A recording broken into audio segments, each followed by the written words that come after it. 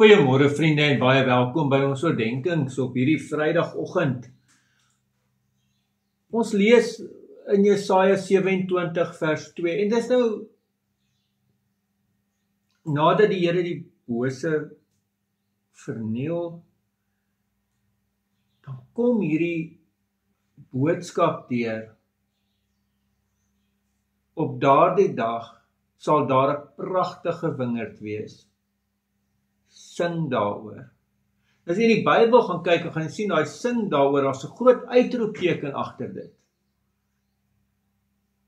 En toe ek dit vanoggend lees, toe besef ek, maar hoeveel keer lees ons dit?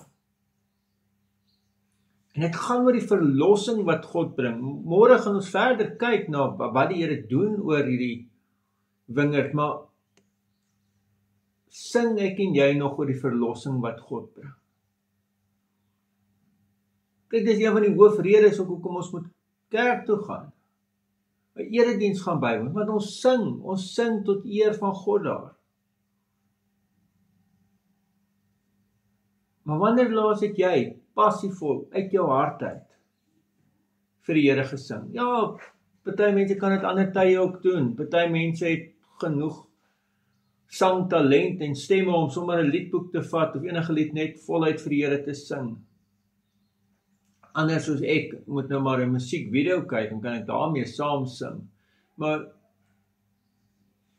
die vraag is, as jy reg deur die Bybel kyk, hoe belangrik die feit is dat ons vir die Here moet sing, wil ek jou net reguit vra.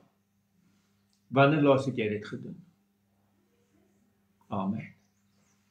Here almagtige God, baie dankie ook vir hierdie teks. Dankie dat ons dit mag lees.